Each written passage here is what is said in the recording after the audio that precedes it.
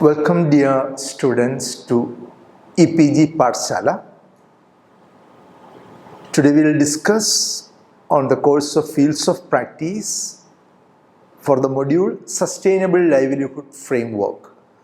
I am Dr. Prince CP, Assistant Professor at School of Social Work, Roshni Nilaya, Mangalore. We need to learn those factors contributing sustainability of livelihood program from this lesson. It also discusses the structure, assets, and different contexts, strategies, and outcomes of sustainable livelihood program. We do study comparing various agencies that work upon livelihood sustainability both in theory and practice. Now, let us get into the topic. What is sustainable livelihood? The very idea of sustainable livelihood was first introduced by Brundtland Commission on Environment and Development as a way of linking socio-economic and ecological considerations in a cohesive policy-relevant structure. And there are two types of sustainability.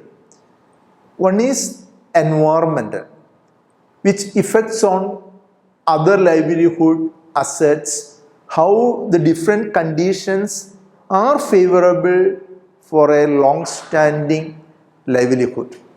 And there is also a social sustainability. It speaks on the stress and shocks. What are the stresses?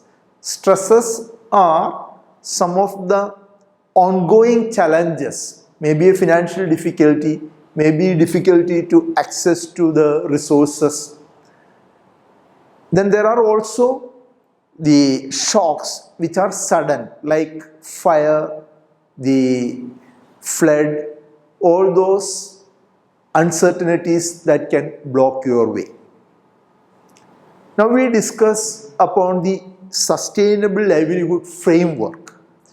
Different authors like Ivan Schoons, Ellis speak about the framework of the sustainable livelihood.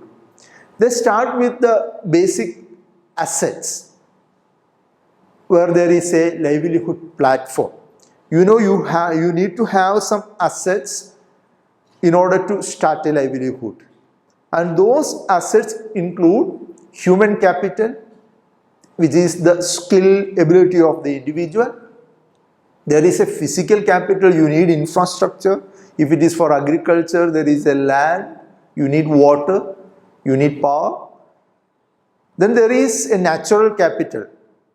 It includes the soil, the water, the wind, the seasonal facilities.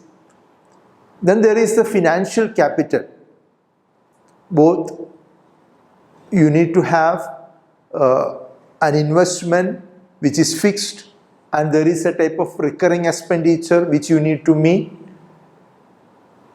and it could be generated either by way of loan or from your own parental property or asset, you can make use of it. Then finally there is a social capital.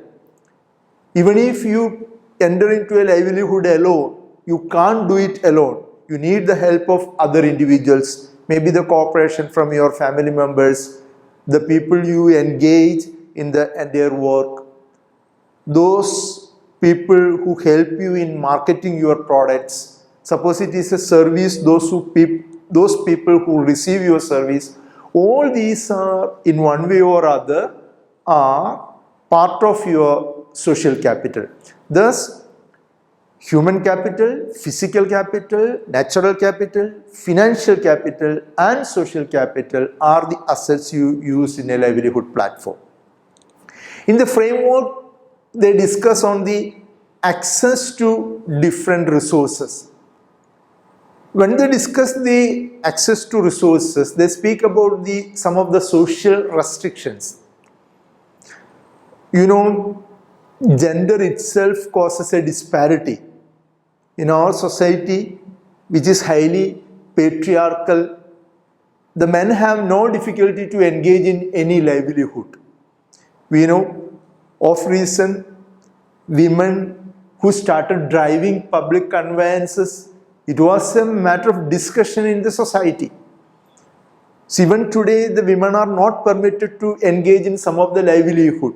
So that there is a gender disparity in entering into a livelihood. And there is a matter of class. So if you have money, you can engage in any work. Suppose you are poor, you are not able to do, you are not supposed to engage in a livelihood. And of course, age is a matter.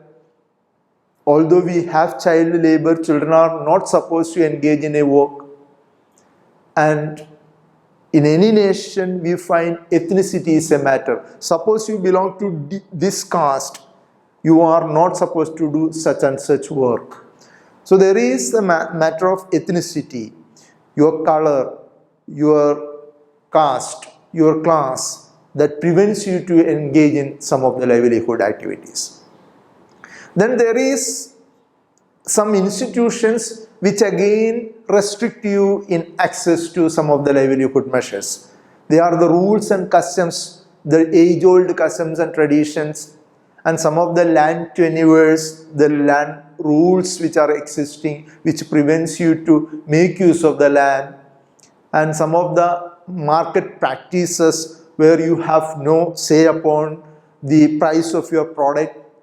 You toil and moil and engage in some activity, you have your product, but you are not allowed to decide what should be the price of your product. That's a situation. So there is a market problem. And there are certain organizations come on the way, either you to help in your livelihood or it may create a challenge. There can be different associations, maybe trade unions, labor unions. There are certain NGOs who are there to help you in your livelihood, who help you in generating finance, who help you to get access to resources.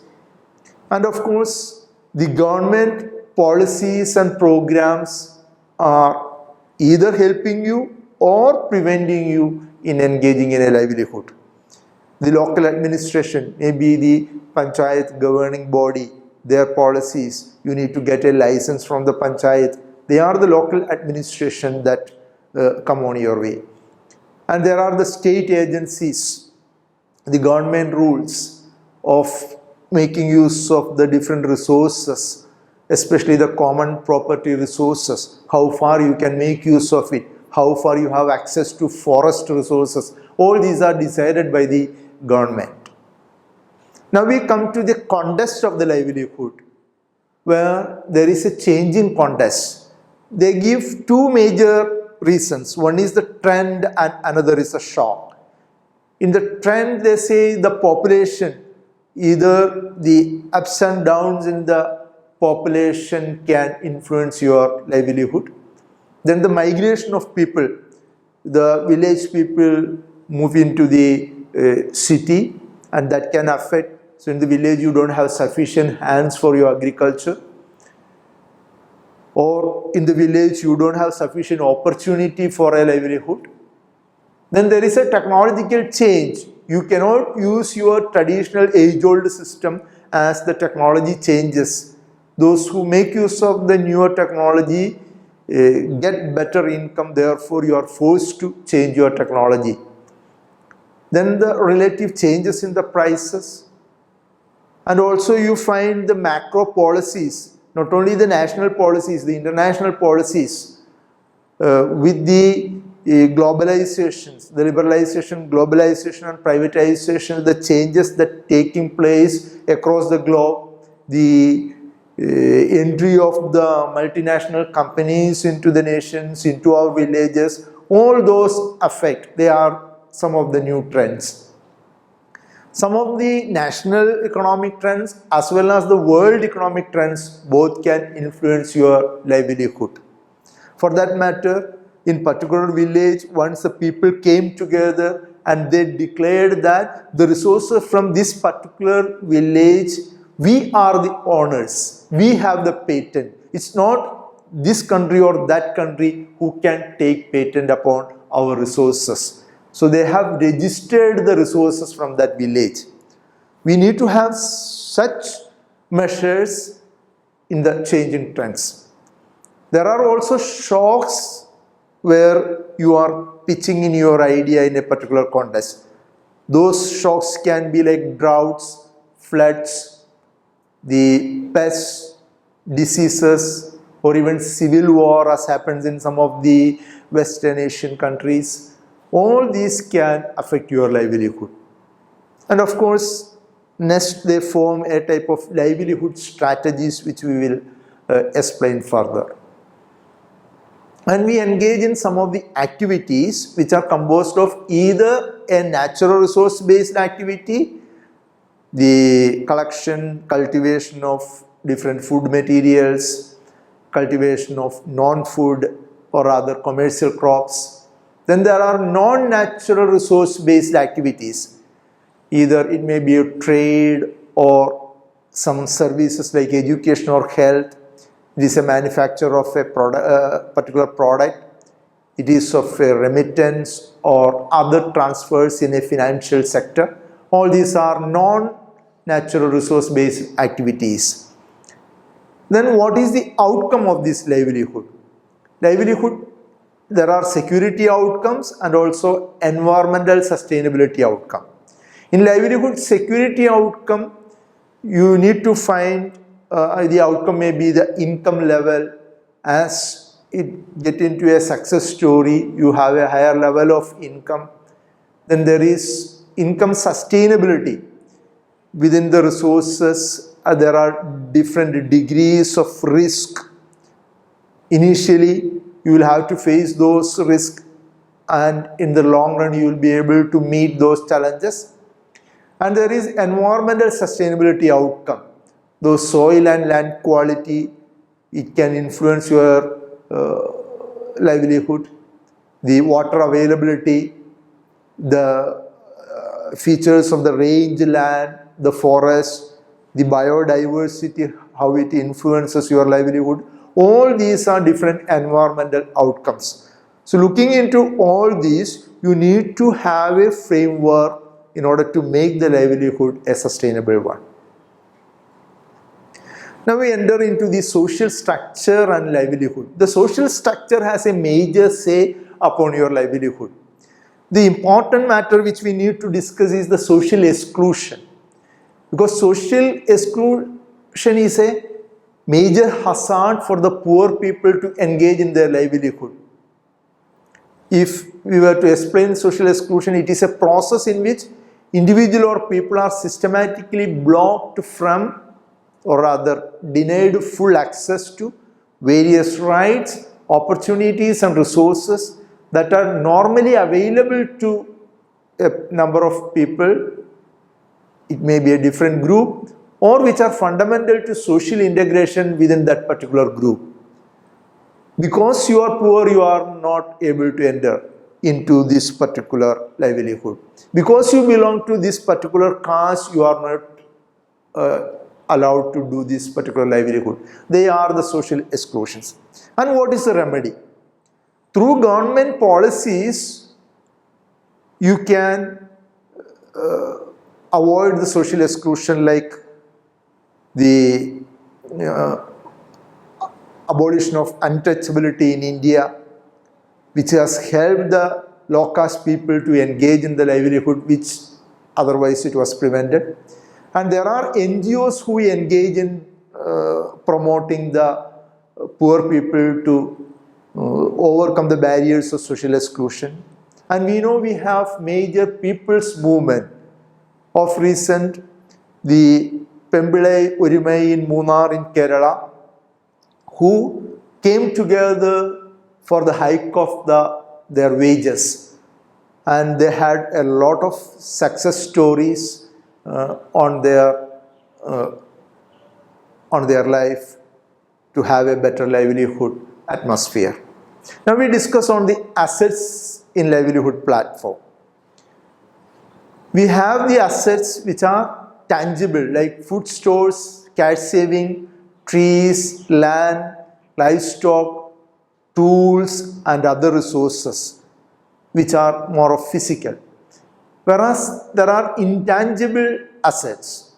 the claims one can make on food, on work, and the assistance he or she can seek, and the access to those materials, the information available from different quarters, the education of the individual, the health services available for the person, and different employment opportunities. These are the intangible assets.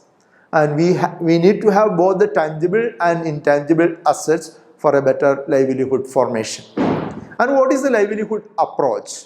Poor people require a range of assets to achieve positive livelihood outcome. So we need to analyze the condition of the poverty and how far we can overcome those conditions. And now we discuss upon the different types of assets. There are human capital, which is the skill and abilities of the individual who engage in the livelihood. There is a social capital where the group of people come together and engage in a livelihood. And you have the self-help groups who have formulated different livelihood activities, engaged in food processing, engaged in different service sectors. There are self-help groups who are managing, running the private bus services. There is self-help group in the state of Kerala where they have the operating taxi services, sheet taxi, where the ladies engage in taxi services for the benefit of the women. So this is a social capital. And there is a natural capital. Those who are engaged in agriculture, fishing, business related to livestock, they need to make use of the soil, water, and other resources. And you have the physical capital, which is the infrastructures, the buildings, the roads, the machineries which you require for the production of a particular product or to avail a service. And there is the financial capital, which has either an available stocks or a regular inflow of money. You need a fixed asset, fixed capital, and you need money for your recurring expenditure. And now we discuss on the access to the resources. And we know the social relations including gender, class, age and ethnicity has a major influence on the access to resources.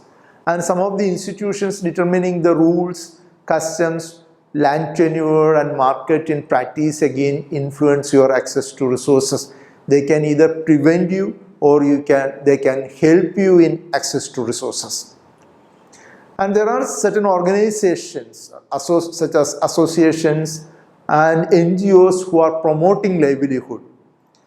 And the local administration and both the state agencies, which I already told you, influence in access to resources through their policies and programs. And you have the structure and process in deciding access to resources such as the state, market and civil society. State by way of its policies, market by way of fixing its prices and varying it, and the civil society through different people movements, they influence the livelihood access. And now we discuss on the context of the livelihood. Livelihoods are formed within the socio-economic and political context. We need the society, we need the money, we need the political programs like the policies of the government to help you out in access to the resources to formulate your livelihood. So that is a particular context wherein we pitch our idea.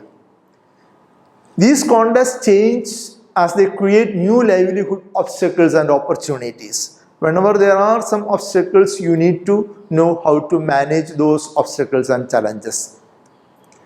And governance is another context. The form and quality of government systems such as a structure, power, efficiency and effectiveness, the rights and representations, new programs introduced by the government and how they are helping your livelihood, all these matters.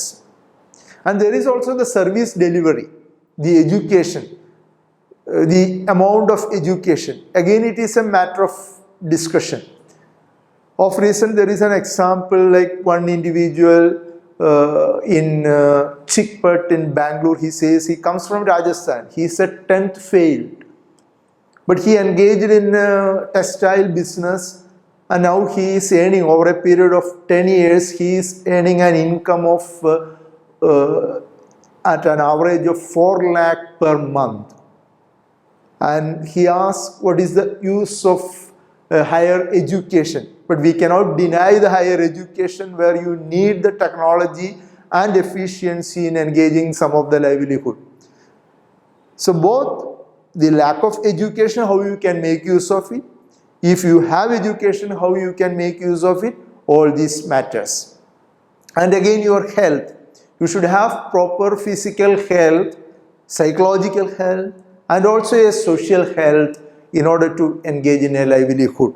How far you can maintain that health for a longer period of time without much difficulties, that helps you again in engaging in the livelihood. Then there is also the water and sanitation. We know some of the contagious diseases are due to poor sanitation and poor water quality. And the availability of the water and good sanitation facilities help you to design a proper livelihood. Then another major context is the trends. They are the population, migration, the technological changes that take place across the nation, the relative price fluctuations in the market, some of the macro policies of the nations, and both national and international economic changes are the trends that influence the livelihood, whether locally or internationally. And there are also the shocks which are the context, the droughts, floods, pests, diseases and civil war. They influence you mostly in pursuing your livelihood. They can be a challenge, and how you are meeting those challenges is a question to be discussed. Now we enter into the strategies of the livelihood. There are three major strategies. One is the agricultural intensification and essentification. What is agricultural intensification? In agricultural intensification, you are intensifying the available resources, either through multi-cropping mechanism or using a hybrid variety, so you get a better product. Extensification is you are making use of more land for the same cultivation so that you have more products. So that is one strategy which you can make use of. Now there is livelihood diversification. Suppose you engage in cultivation. When it is off season, you go for some other work. There are people who collect resources and sell it during the off season of agriculture. So that is a livelihood diversification. Then there is a migration. Suppose in your village, you are engaged in agriculture. In all season, you go to the city and engage in some construction related work, engage in some selling of goods. All those are some of the activities related to the migration that you can make use of it, so that you have sufficient income, you have sufficient livelihood measures throughout. These livelihood strategies concerns the individual's available and implemented options for pursuing the livelihood goals. The greater the diversity of livelihood strategy, the higher the household's resilience to the shock trends, and they can meet those challenges, all those difficult situations of the seasonal conditions within the vulnerable context. And now we come to the livelihood outcomes. What are the achievements? As a result of the livelihood, you have a higher income, greater well-being. From your previous situation, you are in a better standard of living. Your self-esteem goes high. your physical security is ensured, and you have a better political empowerment. And it reduces the vulnerability. You have a greater food security. You were starving previously, now you have sufficient food, and you are improving the environmental sustainability. And then there is a balance of livelihood goals which indicate there is a motivation for behavior. Then you have a livelihood priorities, and in turn the types of activities that humanitarian and development agencies should implement throughout. Now we enter into an area where we compare the sustainable livelihood framework of different agencies. One is like the Department of International Development, and there is another agency, the Institution of Development Studies. The leading proponent, Ivan Schoons of the Institution of Development Studies, proposed a modified definition of sustainable livelihood. He says, a livelihood comprises the capabilities, assets, including both material and social resources, and activities required for a means of living. He further gives an explanation of sustainability. A livelihood is sustainable when it can cope with and recover from stresses and shocks, maintain or enhance its capabilities and assets, while not undermining the natural resource base. But is it sufficiently covering all the aspects of livelihood? When you compare, you find this new definition does not include the requirement that for livelihood to be considered sustainable, they should also contribute net benefits to other livelihood.